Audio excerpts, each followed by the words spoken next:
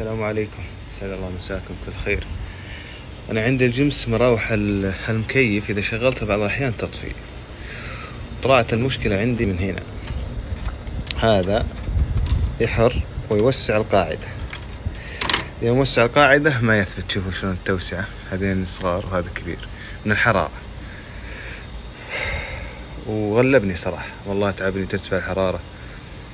ودورت في التشليح ولقيت يعني نفس القطع، بس نوب ما تركب ونوب ما تجي نفس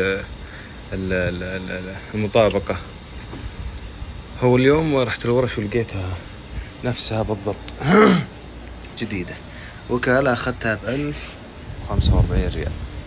وريح راسك، الله شغلني. شوفوا لحمته من هنا، ثخنا ذا ما نفع، خصوصا مع الحر يضرب عليك الماكينة مع ارتفاع الحرارة.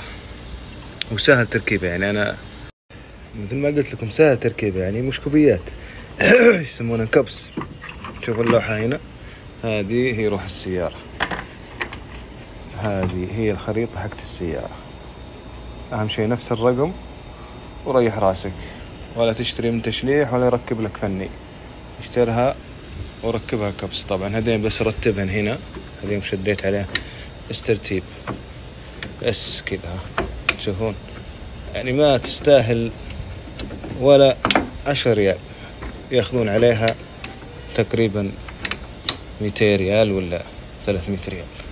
يعني يقول لك الجهل عدو نفسه. الحين بجيب الهواء وانفضها هواء واركب الجديدة.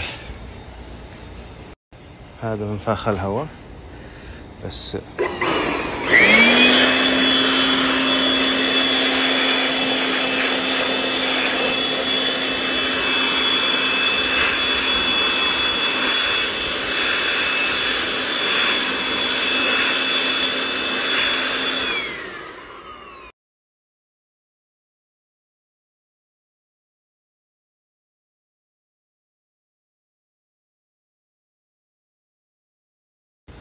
بس تخلي المسامير باتجاه صدام السيارة مقدمة، وتدخل العروة الجانبية هذه، وبس تضغطها بالشكل هذا.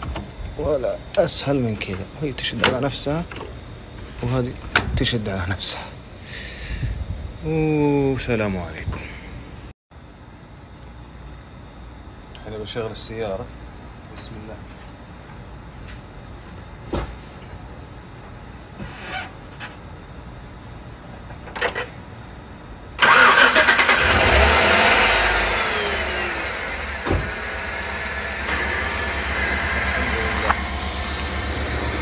هذه المراوح ما شاء الله تبارك الرحمن، والله قامت تدهر. ويعطيكم العافية. اسمع صوت المراوح ما شاء الله. الحين فعلا قبل صوته واطي مرة، صوت المراوح. قبل في مرة تشتغل وانت مسافر وانت بر ترتفع عليك الحرارة. الحمد لله.